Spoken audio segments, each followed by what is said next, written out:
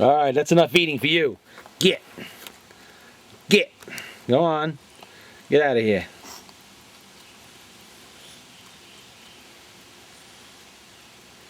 Here comes Puma.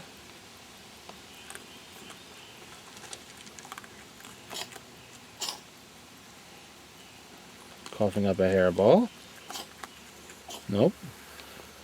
Must be the kitten over there doing it. Thought I told you no more eating. Get out of here! That doesn't even worry you, does it?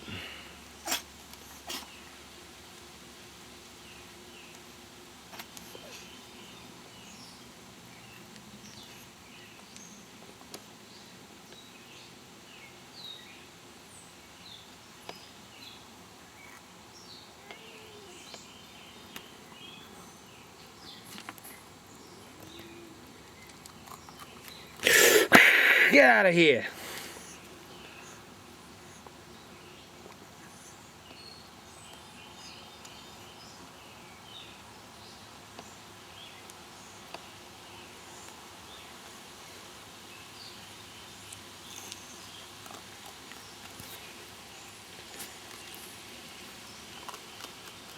Get!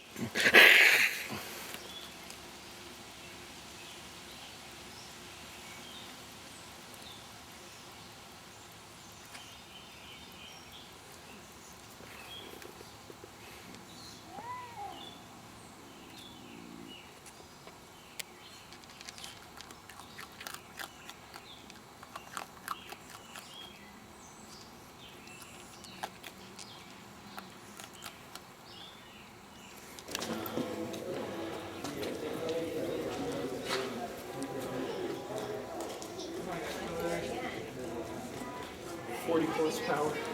I know. That was a lot back then.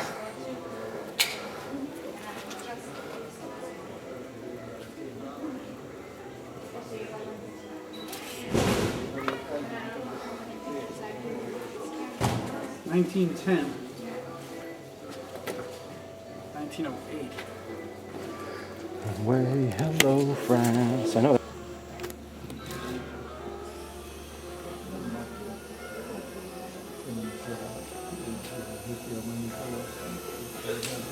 How long were the steamers? About 4 or 5 years? No, the steamers were still around even by the early 30s. Stanley steamer being the longest lived of them.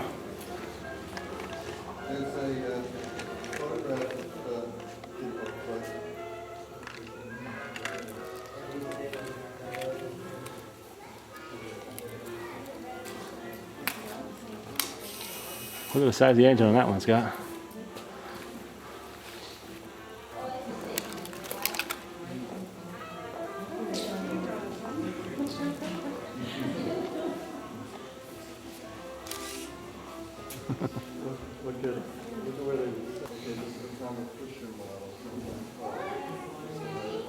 Oh, I'd like to get under the hood of this one.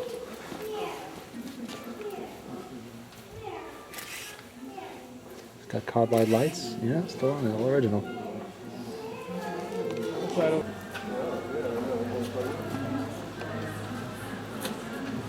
Just get the sign behind it.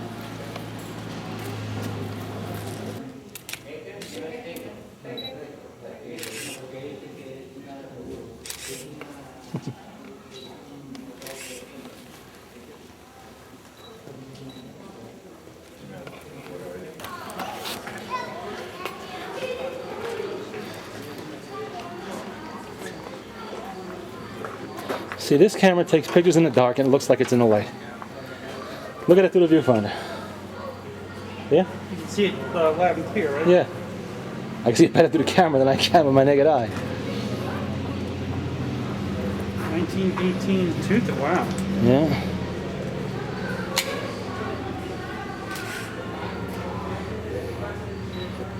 Dual updraft carburetors.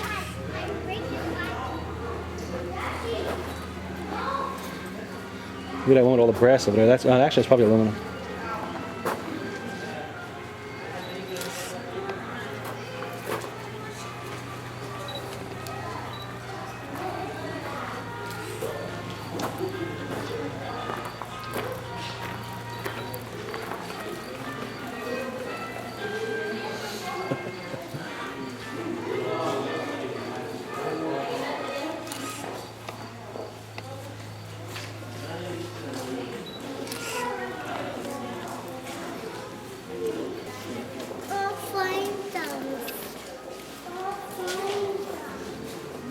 water lift Arsenal, 1950. Yeah.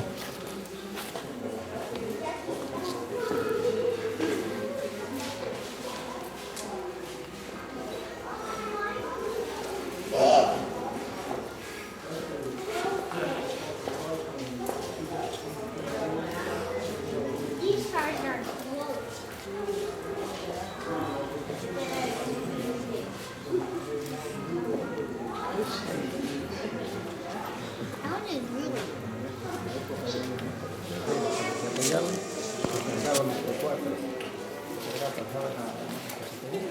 That one is really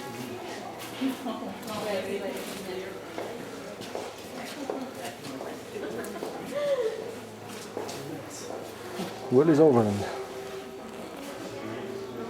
I'd love to get some of these cars down to the yard. I had that son of a bitch run another day. Need some tires. See that gangster car. Yeah. What's that blue one at the end? Look at this, guy. Does this look familiar? It is. International. Like the one we saw running up at the Randwick. The car show last time. Oh, yeah. I don't think this is running a while, but it does look familiar, doesn't it?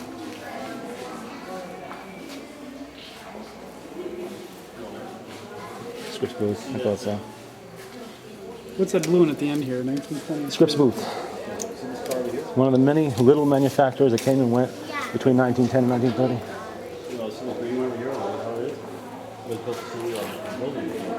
What's that? It was built to see I don't know, but it looks familiar.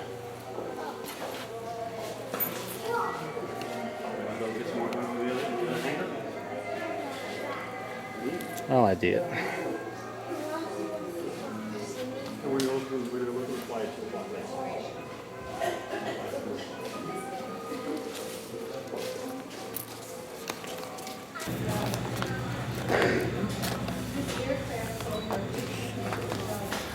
Imagine something that big and that heavy could actually fly. Jesus. Need to lift. Yeah, I would think so.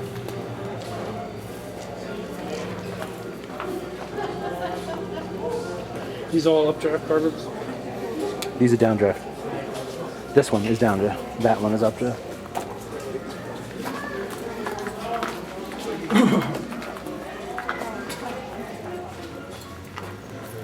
What's this?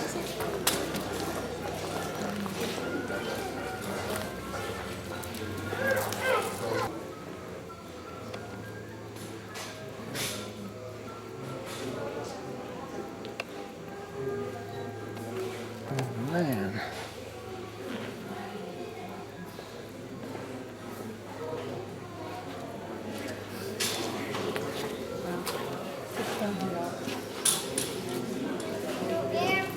That's a Rolls Royce, Scott. Okay, that's a Steyr. Right there. What the machine? What's the automatic? Commonly used as a straight pull Steyr, 1895 model, was used by the Austrian military. What's the second shelf? Well, that's what I told you it was. That's the one that's the Vickers machine gun. Yeah. Flare pistol. Yeah, well, flare pistols, you needed them if you went down in the water. That same thing, Vickers. No, The top gun. that is a Browning. Old one, original, but yeah, appears to be. What the hell is that? Oh, a Hotchkiss. Yeah. Aerial bomb. Yeah, drop it out of the plane, get your hands. This must have taken somebody forever.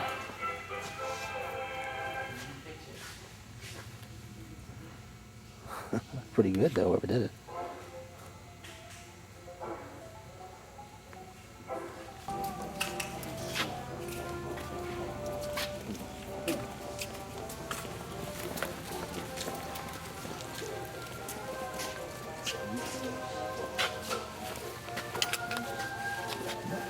Excuse me.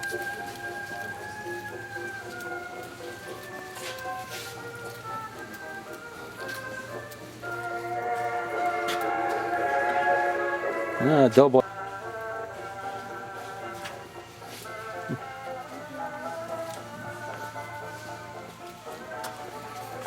Actual parts. Yeah, bits and pieces that were needed in restorations, I guess.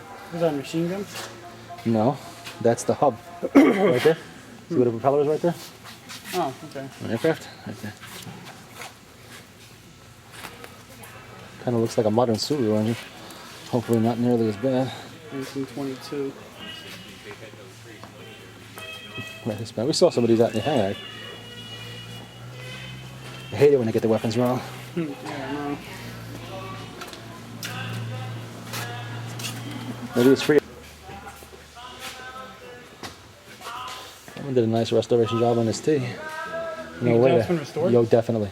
For one thing, it's got 1991 stickers on it. Been on the road at some point. It's just too clean, too shiny.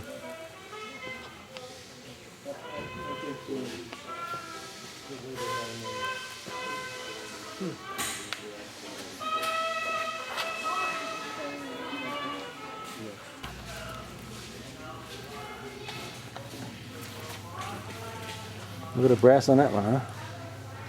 Has it got a year on it? 1912 Hupmobile. Right there. Old Rhinebeck Air 1912 Hupmobile, Model 20. Yeah, that could have driven you out to the Titanic slip.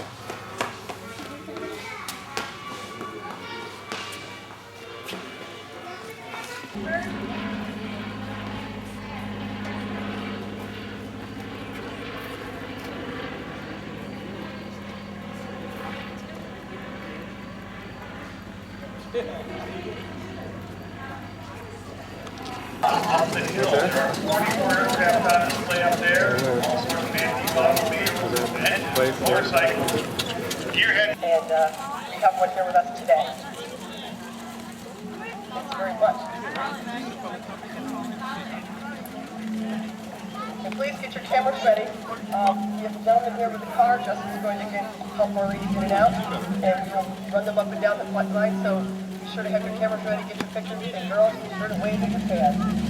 Thanks so much, guys, and we'll start the show today. Well, thank you everybody for participating in our fashion show today. And of course, the treat is to go for a ride in some of the antique automobiles, and we'll get them fired Check up out the right guy with the now. parachute And take down a there. little ride up and down the runway. Once again, we want to welcome everybody here to Old Rhinebeck today. Guy's gonna jump. Quick little poll for us today. How many people by a show of hands are here today for their very first time? How many first-time visitors do we have here today? Okay, how about down at this end here? South have first-time visitors? Okay, now here's the real question. Because of the great new standards here, right?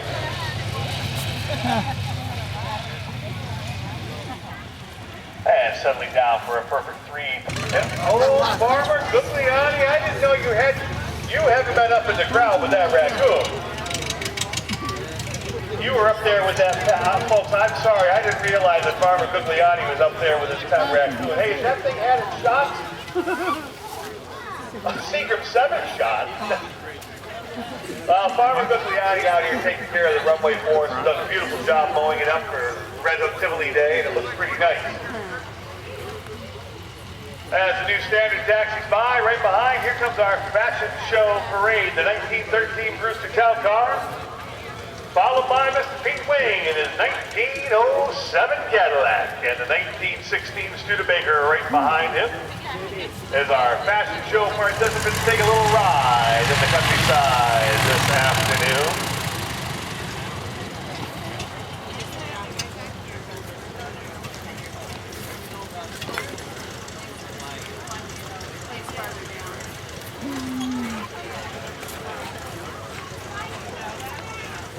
Those ladies getting a once-in-a-lifetime chance out there to take a ride in some of these vintage machines.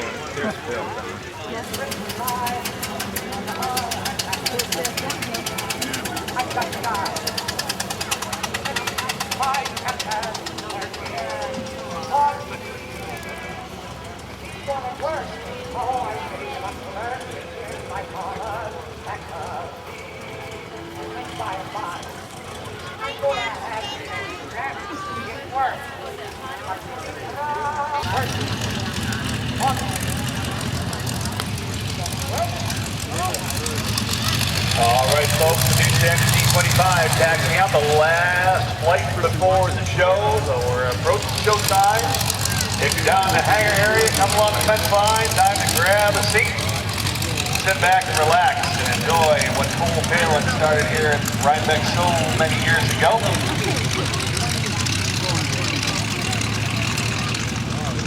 Once the new standing gets up in the air, we'll give you a little brief history of how old Rhinebeck came to be.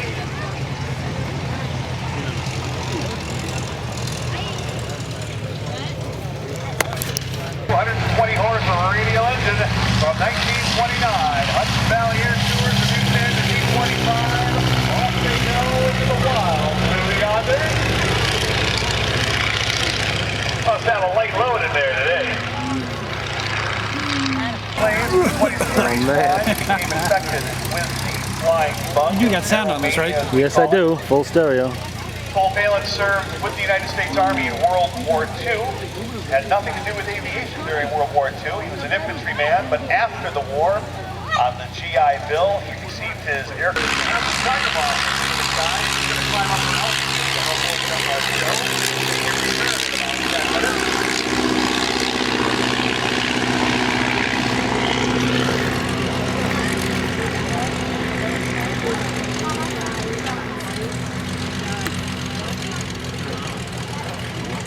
Altitude here, Alpha Show, 1931. We'll open up our show in a few minutes as well.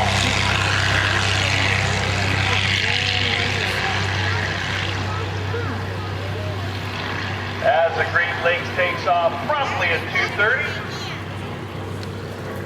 we turn our eyes to the sky, way, way up high. That Tiger Moth, here we go. Ladies and gentlemen, watch very carefully. My neck is getting very stiff looking up like this.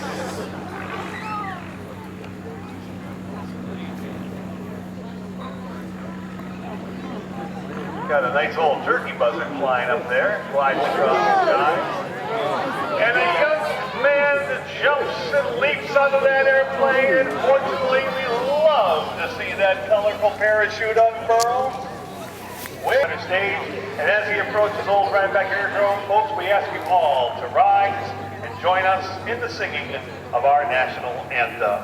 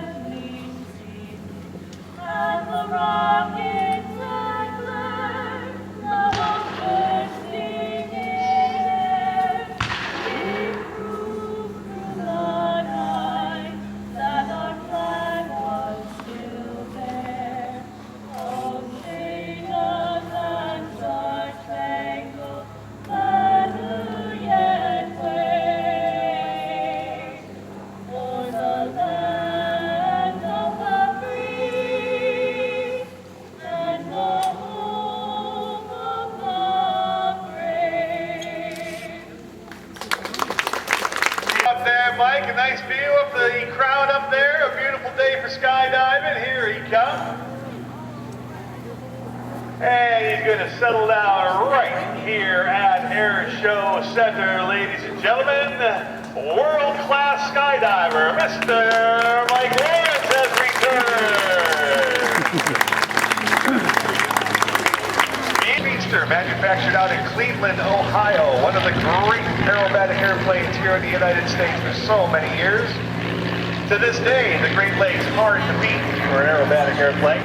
And then we'll see who's going to take center stage first, the way we open up our show. And those of you that have been here before, no fair telling what's coming up here. The red and silver de Havilland Tiger Moth, accepted as the primary trainer of the British Royal Air Force in October of 1931. Trained the majority of the pilots that went on to fly for Great Britain during World War II. Powered with a 130 horsepower Gypsy, a major engine. 4-cylinder inline air-cooled inverted cylinders below the crankcase in this configuration. I took out the. Jeffrey de Havilland, one of the great aircraft designers of all time. Yeah, the German helmet. I know. Began designing airplanes even prior to World War I, back in the pioneer era. In the 1920s, he began developing the light biplane known as the Moth. Many different types of moth, gypsy moth, tiger moth, hornet moth. This one's probably the most popular though, the TH-82A. Also preparing on the ground, our first World War I airplane today, German-built 1917 Albatross D5A. Get ready to fly. And they should break their formation here as they point the nose down. There it goes. Can anybody identify that common household item right there? Toilet paper, you bet. And that's no ordinary roll of toilet tissue, ladies and gentlemen. That is the light and fluffy brand known as Delsey toilet tissue from 1931. And this is the fantastic, death-defying Delsey Dive. How many times can he cut that toilet paper before it gets to the ground? He's got one cut to his credit already, lining up now for cut number 2. And let's see if he can crank that Great Lakes right up on its wingtip, dives down, getting close to the treetops now, back on the stick. We've got time for cut number 3. Gonna snip it right off of the top, and if he's really quick, I mean really quick on the stick, diving down, I believe we're gonna go for cut number 4, and he takes it off the top of the tree. Beautiful job for cuts with the Great Lakes Speedster. I don't know, he might not be done yet, but wisely decides cut number 5 may be just a little bit too exciting. We hate picking these airplanes out of the trees. This is a tough job to do. Now get your cameras with 4 cuts to his credit. And a nice photo flyby. The Great Lakes Speedster performing for us this afternoon. We'll see this airplane again a little bit later in the show.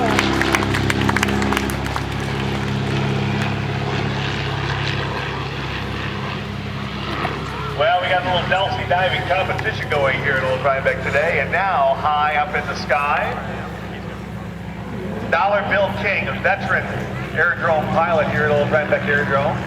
Tiger Moth maybe not quite as maneuverable as the Great Lakes, but it is no slouch. It was a fully aerobatic airplane, capable of any maneuvers the pilots wanted to put to it. Relatively straightforward flying machine, but you didn't want to get too comfortable with the Tiger Moth. You wanted to keep the pilot's attention at all times. And oh, look at this. Dollar Bill dumping out 2 rolls of Delsey toilet tissue. Let's see now. They're falling pretty equally at this point. Can he get them both as he goes downwind? Look at the head of speed he picks up. There's cut number 1 and cut number 2. Got them both. Watch the speed difference once the Tiger Moth gets turned back into the wind. It'll slow down considerably. Finding that ribbon in the sky, not as easy as you might think. Pilot's got to get turned around, orientate himself, and lining up there's cut number 3 and cut number 4. These are, by the way, 1,000 sheet rolls of 2-ply toilet tissue we found this Ambassador Delsey diving. Removed from some of the portalets just moments ago. Here comes Bill King now against the white clouds, a little bit harder to see, but there's cut number 5, and there's cut number 6. And let's see, is he going to go for 7 and 8? Well, he's thinking about it right now. Whether he actually pursues it remains to be seen. Well, you know, Bill King's been flying this act a long time. He knows where those treetops begin and the sky ends.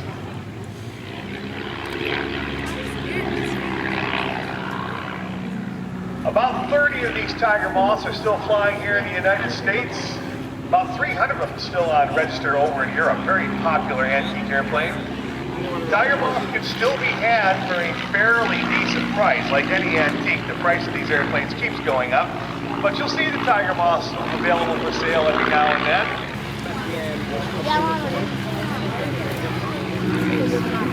Lining up the grass runway here, getting the breeze right down the field. This is the way we like it, keeping our eye on that yellow flag over there across the runway. And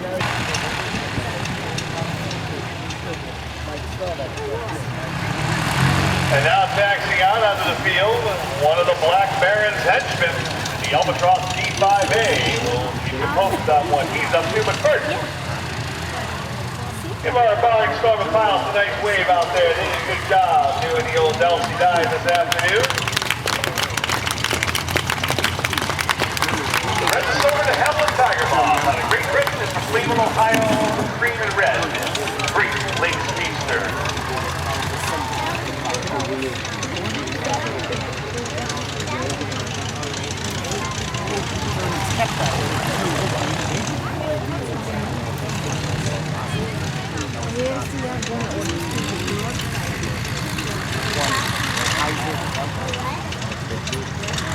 Our first World War I flight about to begin. We're also going to introduce our cast of characters to you today, folks. A reminder, Sir Percy Goodfellow and Judy Truwell are going to get married. We're going to have that wedding ceremony out here on the runway. Wasn't quite sure why we got the Albatross out there in the middle of the wedding ceremony, but I think we're all come together. On the runway from 1917, a very unique airplane from World War I. This old Farmer Guglielmi coming out on the runway. That's not too good. He wants to be involved in everything out there. The Albatross D5A. A culmination of a long line of very successful German airplanes. D1, D2 series began it all. Very unique construction. The body of the airplane, the fuselage, known as a semi-monocoque fuselage. All wooden formers that decrease in radius and detail, and then skinned with a very, very light virgin plywood. Very lightweight, very strong, very laborious way to build the airplane. The Albatross quite successful.